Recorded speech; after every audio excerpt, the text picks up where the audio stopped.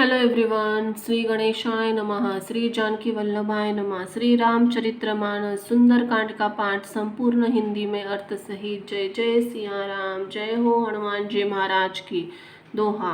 हे करुणा निधान, उनका एक एक पल कल्प के समान बीतता है। अंत हे प्रभु, तुरंत चलिए और अपनी भुजाओं के बल से दुष्टों के दल को जीत कर सीता जी को ले आइए। चौपाई। सीता जी का दुख सुनकर सुख के धाम प्रभु के कमल नेत्रों में जल भर आया। वे बोले, मन वचन और शरीर से जैसे मेरी ही गति, मेरा ही आश्रय है, उसे ही क्या स्वप्न में भी विपत्ति हो सकती है।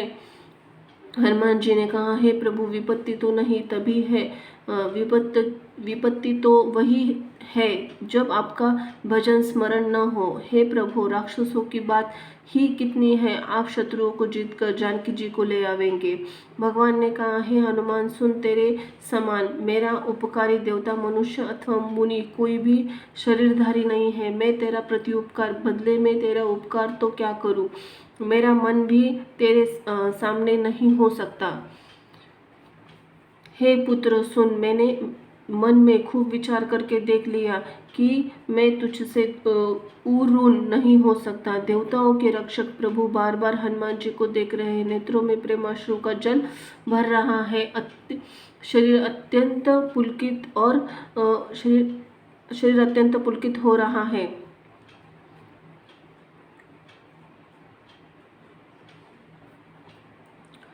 दोहा। प्रभु के वचन सुनकर, उनके प्रसन्न मुख से तथा पुलकित अंगों को देखकर हनुमान जी हर्षित हो गए। प्रेम और प्रेम विकल होकर, हे भगवान, मेरी रक्षा करो, रक्षा करो कहते हुए श्री हनुमान जी श्री रामचंद्र जी के चरणों में गिर पड़े। चौपाई। प्रभु को उनको बार बार उठाना चाहते थे, परंतु प्रेम में डूबे हुए हनुमान जी को चरणों से उठना सुहाता नहीं। प्रभु का चरण कमल हनुमान जी के सिर पर है। उस स्थिति का स्मरण करके शिव जी प्रेम मग्न हो गए। फिर मन को सावधान करके शंकर जी अत्यंत सुंदर कथा कहने लगे। हनुमान जी को उठाकर प्रभु ने हृदय से लगाया और हाथ पकड़कर अत्यंत निकट बैठा लिया। हे हनुमान, बताओ तो, रावण के द्वारा सुरक्षित लंका और उसके बड़े बाके किले को तुमने किस तरह जलाया। हनुमान जी ने प्रभु को प्रसन्न जाना और वे अभिमान रहित वचन बोले। बंदर का बस यही बड़ा पुरुषार्थ है कि वह एक डाल से दूसरी डाल पर चला जाता है। मैंने जो समुद्र लांघकर सोने का नगर जलाया है और राक्षसगण को मारकर अशोक वन को उजाड़ डाला, यह तो सब से है श्री रघुनाथ जी, आपका ही प्रताप है। हे नाथ, इसमें मेरी प्रभुता बड़ाई कुछ भी नहीं है। दोहा। हे प्रभु, जिस पर आप प्रसन्न हो उसके लिए तो कुछ भी कठिन नहीं है। आपके प्रभाव से रुई सो स्वयं बहुत जल्दी जल जाने वाली वस्तु है। बड़ वानल तो निश्चय ही जला सकती है, अर्थात असंभव को भी संभव किया जा सकता है। चौपाई। हे नाथ, मुझे अत्यंत सुख देने वाली अपनी निश्चल भक्ति कृपा करके दीजिए। हनुमान जी की अत्यंत सरल वाणी सुनकर हे भवानी, तब प्रभु श्री रामचंद्र जी ने एवं मस्तु ऐसा ही हो कहा। उमा। हे उमा, जिसकी श्री रामचंद्र जी का स्वभाव जान लिया, उससे भजन छोड़कर दूसरी बात नहीं सोचती। यह स्वामी सेवक का संवाद जिसके हृदय में आ गया, वही श्री रघुनाथ जी के चरणों में भक्ति पा गया। प्रभु के वचन सुनकर वानरगण कहने लगे, कृपालु आनंद कंठ श्री रामचंद्र जी की जय हो, जय हो, जय हो। तब श्री रघुनाथ चंद्र जी ने कपिल राज सुग्रीव को बुला लिया और कहा, चलने की तैयारी करो। अब विलंब किस कारण किया जाए, वानरों को तुरंत आज्ञा दो। भगवान की यही लीला। रावण वध की तैयारी देखकर बहुत फूल बरसाकर हर्षित होकर देवता आकाश से अपने अपने लोक को चले। दोहा। वानर राज सुग्रीव ने शीघ्र ही वानरों को बुलाया। सेनापति के समूह आ गए। वानर भालुओं की झुंड अनेक रंगों के हैं, उनमें अतुलनीय बल है। चौपाई। वे प्रभु के चरण कमलों में सिर नवाते महान बलवान रीछ और वानर गरज रहे हैं। श्री रामचंद्र जी ने वानरों की सारी सेना देखी, तब कमल नेत्रों से कृपा पूर्वक उनकी ओर दृष्टि डाली। राम कृपा का बल पाकर श्रेष्ठ वानर मानो पंख वाले बड़े पर्वत हो गए। तब श्री रामचंद्र जी ने हर्षित होकर प्रस्थान कूच किया। अनेक सुंदर और शुभ शकुन हुए।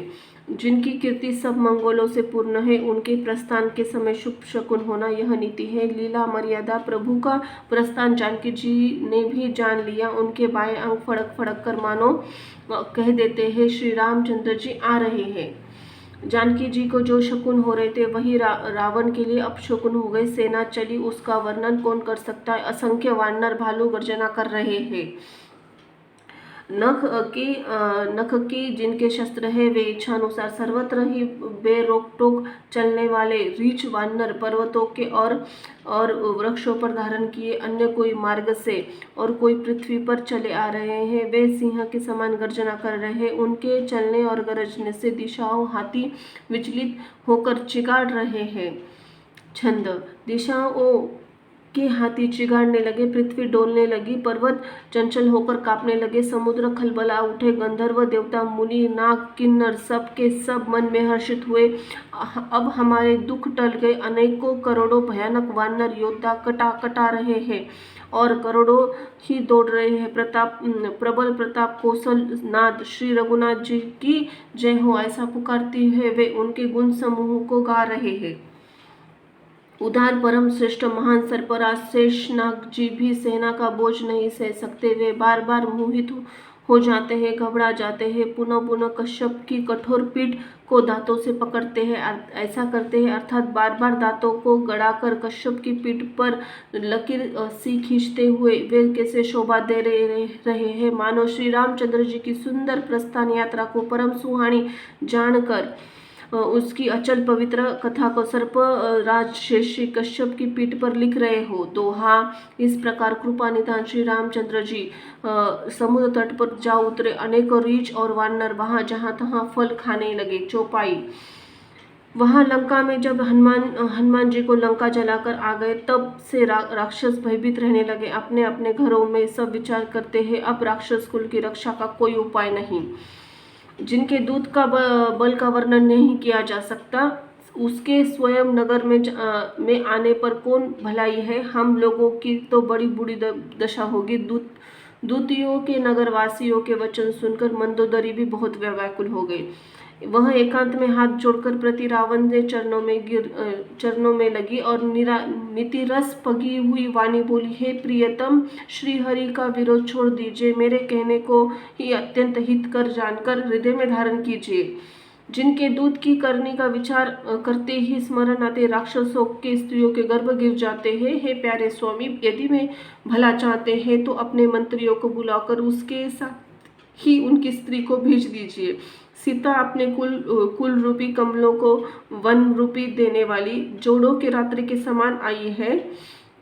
हे नाथ सुनिए, सीता को दिए लौटाइए। बिना शंभु और ब्रह्मा के लिए भी आपका भला नहीं हो सकता। दोहा। श्री रामचंद्र जी के बाणों में सर्प के समूह समान है और राक्षसों के समूह मेंढक के समान। जब तक वे इन्हें ग्रस नहीं लेते, निगल नहीं लेते या ग्रस नहीं लेते तब तक हट छोड़कर उपाय कर लीजिए। चौपाई।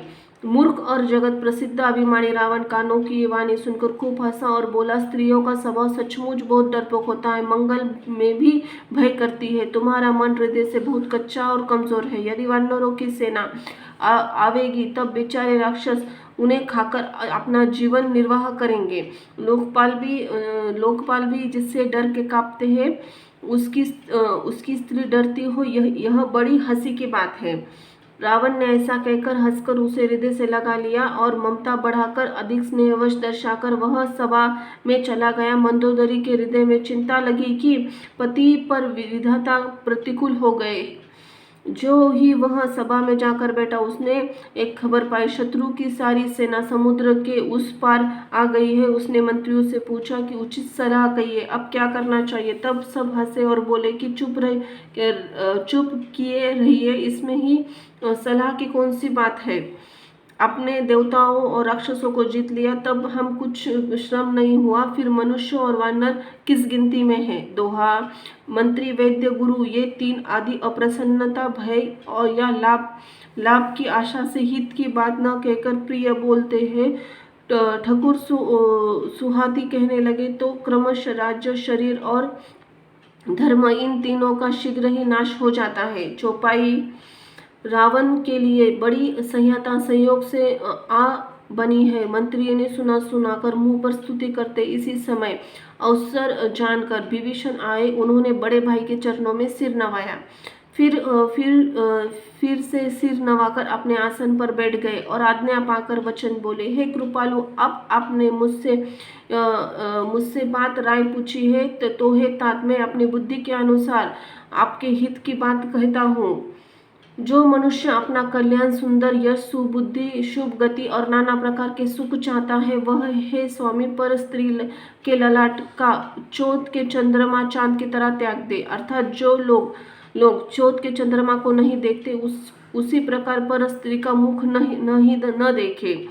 14 भुवनों के एक ही स्वामी हो, वह ही जीवों से वैर करके ठहर नहीं सकता, नष्ट हो जाता है। जो मनुष्य गुणों का समुद्र चतुर हो, उसे चाहे थोड़ा भी लोभ क्यों ना हो, तो कोई भी भला नहीं चाहता। दोहा, हे नाथ, काम, क्रोध, मद और लोभ ये सब नरक के रास्ते हैं। इनको छोड़कर श्री रामचंद्र जी के चरणों को भजिए, जिन्हें संत सत्पुरुष भजते हैं। चौपाई, हे तात, राम मनुष्य ही राजा नहीं है, वे समस्त लोकों के स्वामी, काल के भी काल है। वे संपूर्ण ऐश्वर्य, यश, धर्म, वैराग्य एवं ज्ञान के भंडार है। भगवान के निरामय विकार रहित, अजल में अव्यापक, अविजयी, अदानंदी, अनंत और ब्रह्म है। उन कृपा के समुद्र भगवान ने पृथ्वी, ब्राह्मण, गो और देवों की हित करने के लिए मनुष्य शरीर धारण किया है। हे भाई, सुनिए, वे सब सेवकों को आनंद देने वाले, दुष्टों के समूह नाश करने वाले तथा वेद तथा धर्म का नाश करने वाले हैं, धर्म की रक्षा करने वाले हैं। वैर को त्याग कर उन्हें मस्तक नवाइए। वे श्री रघुनाथ जी शरणागति का दुख का नाश करने वाले हैं। हे नाथ, उन प्रभु सर्वेश्वर को जानकी जी को दे दीजिए और बिना कारण ही स्नेह करने वाले श्री रामचंद्र जी को भजिए, जिससे संपूर्ण जगत से द्रोह करने का पाप लगा है। शरण जाने पर प्रभु उनका भी त्याग नहीं करते। जिनका नाम तीनों पापों को नाश करने वाला है, वे ही प्रभु मनुष्य रूप में प्रकट हुए हैं। हे रावण, हृदय में यह समझ लीजिए। दोहा, हे दशाधीश, मैं बार बार आपके चरणों में लगता हूँ, विनती करता हूँ, मोह, मान और मद को त्याग कर कौशलपति श्री रामचंद्र जी की भजन कीजिए।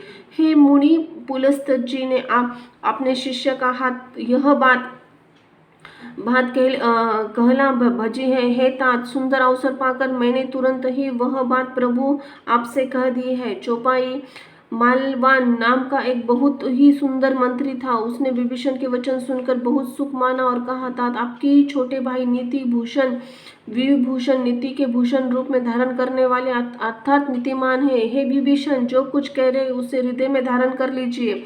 रावण ने कहा, ये दोनों मूर्ख शत्रु की महिमा बखान कर रहे हैं, यहाँ कोई है जो इन्हें दूर करो न। तब माल्यवान तो घर लौट आया और विभीषण को हाथ जोड़कर फिर कहने लगे, हे नाथ, पुराण और वेद ऐसा कहता है, सुबुद्धि अच्छी बुद्धि, कुबुद्धि खोटी बुद्धि सबके हृदय में रहती है। जहाँ सुबुद्धि है वहाँ नाना प्रकार की संपदाएं, सुख, स्थिति रहती है, और जहाँ कुबुद्धि है वहाँ परिणाम, विपत्ति, दुख रहता है। आपके हृदय में उल्टी बुद्धि आ बसी है, इसी से आप हित और अहित, शत्रु को मित्र मान रहे हैं, जो राक्षस कुल के लिए काल रात्रि के समान है, और उन सीता पर आपकी बड़ी ही प्रीति है। दोहा, हे तात, मैं चरण पकड़कर आपसे भीख मांगता हूँ, विनती करता हूँ कि आप मेरा दुलार रखिए, मुझ बालक के आग्रह स्नेह पूर्वक स्वीकार कीजिए। श्री रामचंद्र जी को सीता दे दीजिए, जिसमें आपका अहित न हो। चौपाई, विभीषण ने पंडितों, पुराणों, वेदों द्वारा समय अमुदित और वाणी को नीति बखान कर कही। वह उसे सुनते ही रावण क्रोधित उठा और बोला कि रे दुष्ट, अब तेरी मृत्यु निकट आ गई है। अरे मूर्ख, तू जीता है तो सदा मेरे लिए जिलाया और हुआ, अर्थात मेरे ही अन्न पे पल रहा है। अरे पर हे मूढ़ पक्ष, तुझे शत्रु का अच्छा लगता है। अरे दुष्ट, बताना, जगत में कौन ऐसा है मैंने अपने भुजाओं के बल से नहीं जीता हो, मेरे नगर में रहकर प्रेम करता है तपस्वियों पर। मूर्ख, उन्हीं से जा मिल और उन्हीं को नीति बता। ऐसा कहकर रावण ने उन्हें लात मारी, परंतु छोटे भाई विभीषण ने मारने पर बार बार उसके चरण पकड़े शिव जी कहते हैं, हे उमा, संत यही बड़ाई महिमा महिमा है, बुराई पर करने भी बुराई करने वालों में ही भलाई करते हैं। विभीषण ने कहा, आप मेरे पिता समान हैं, मुझे मारा सो तो अच्छा किया, परंतु हे नाथ, आपका भला श्री रामचंद्र जी को भजने में ही है।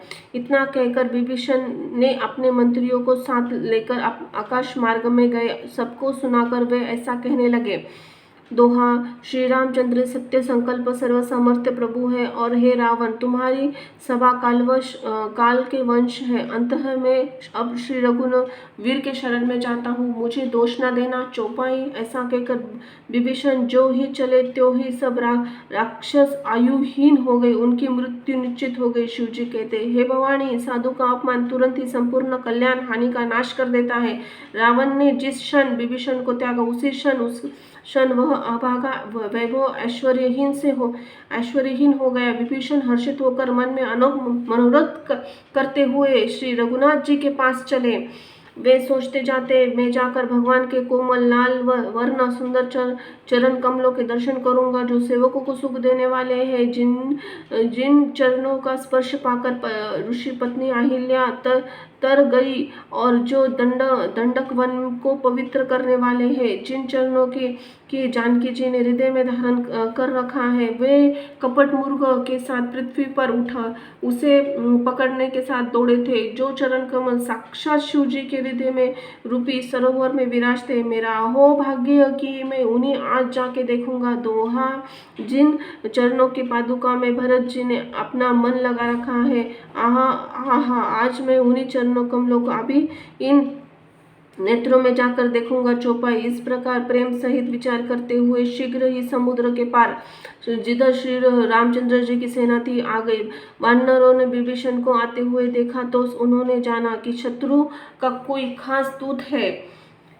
उन्हें पहरे पर ठहरा कर सुग्रीव के पास आए। उन्होंने सब समाचार सुनाए। सुग्रीव ने श्री रामचंद्र जी के पास जाकर कहा, हे रघुनाथ जी, सुनिए, रावण का भाई आपसे मिलने आया है। प्रभु ने कहा, हे मित्र, तुम क्या समझते हो, तुम्हारी क्या राय है? वानरराज सुग्रीव ने कहा, हे महाराज, सुनिए, राक्षसों की माया जानी नहीं जाती। यह इच्छानुसार रूप बदलने वाली छली न जाने किस कारण से आया है। जान पड़ता है कि यह मूर्ख हमारा भेद लेने के लिए आया, इसलिए मुझे तो अच्छा लगता है कि इसे बांध रखा जाए। श्री रामचंद्र जी ने कहा, हे मित्र, तुमने नीति तो अच्छी विचारी, परंतु मेरा प्रण तो है शरणागत के भय को हर लेना। प्रभु के वचन सुनकर हनुमान जी हर्षित हुए और मन ही मन कहने लगे, भगवान कैसे शरणागत वत्सल की शरण में आए हुए पर पिता की भांति प्रेम करते हैं। दोहा, फिर राम जी बोले, जो मनुष्य अपने अहित का अनुमान करके शरण में आए हुए को त्याग कर देते हैं, वे पामर शूद्र है, पापमय है, उन्हें देखने में भी हानि है, पाप लगता है। चौपाई। जिस करोड़ों ब्राह्मणों की हत्या लगी हो, शरण में आने पर मैं उसे भी नहीं त्यागता। जीव जो मेरे सम्मुख होता है तो ही उसे करोड़ों जन्मों के पाप नष्ट हो जाते हैं। पापी यह सहज स्वभाव होता है कि मेरा भजन उसे कभी सुना नहीं सुहाता। यही वह रावण भाई निश्चय दुष्ट हृदय से क्या होता तो वह मेरे सम्मुख आ सकता था। जो मनुष्य निर्मल मन का है वही मुझे पाता है। मुझे कपट और छल चित्र नहीं सुहाते। यदि उसे रावण ने भेद लेने से भेजा है तो तब भी हे सुग्रीव, अपने को कुछ भी भय या हानि नहीं है, क्योंकि हे सखे, जगत में जितने भी राक्षस से लक्ष्मण क्षण भर में उन्हें मार सकता है, और यदि वह भयभीत होकर मेरे शरण में आया है तो मैं उसे प्राणों की तरह रखूंगा। दोहा, कृपा के धाम श्री रामचंद्र जी ने हंसकर कहा, दोनों ही स्थितियों में उसे ले आओ। तब अंगद और हनुमान सहित सुग्रीव कृपालु श्री रामचंद्र की जय हो कहते हुए चले। चौपाई। विभीषण को आदर सहित आगे करके वानर फिर वहां चले जहां कृपा के खान श्री रघुनाथ जी थे। नेत्रों का आनंद का दान देने वाले अत्यंत सुखद दोनों भाइयों को विभीषण जी ने दूर से ही देखा। फिर शोभा के धाम श्री रामचंद्र जी को देखकर पलक मारना रोक रोक कर ठीक ठीक कर स्तब्ध होकर एकटक देखते हुए रह गए। भगवान की विशाल भुजाएं हैं, लाल कमल समान नेत्र है, शरणागत के भय के नाश करने वाला सांवला शरीर है, सिंह के बांधे हैं विशाल वृक्ष स्थल, चौड़ी छाती अत्यंत शोभा दे रहे हैं। असंख्य कामदेवों के मन में मोहित करने वाला मुख है। भगवान के स्वरूप को देखकर विभीषण के नेत्रों में प्रेमाश्रु का जल भर आया। शरीर अत्यंत पुलकित हो गया। फिर मन में धीरज धरकर उन्हें कोमल वचन कहे, हे नाथ, मैं दशमुख रावण का भाई हूँ। हे देवताओं के रक्षक, मेरा जन्म राक्षस कुल से हुआ है। मेरा तामसी शरीर है, स्वभाव से ही मुझे पाप प्रिय है, जिससे मैं उल्लू को अंधकार में सहज स्नेह होता है। दोहा, मैंने कानों से आपका सुयश सुनकर आया हूँ कि प्रभु जन्म मरण के भय के नाश करने वाले हैं, दुखियों के दुख हरने वाले हैं, शरणागतों को सुख देने वाले। हे रघुवीर, मेरी रक्षा कीजिए चौपाई। प्रभु ने उन्हें ऐसा कहकर दंडवत करते हुए देखा तो वह अत्यंत हर्षित हो उठे। विभीषण के दीन वचन सुनने प्रभु मन को बहुत भाए। उन्होंने अपनी विशाल भुजाओं पकड़कर उनको हृदय से लगा लिया।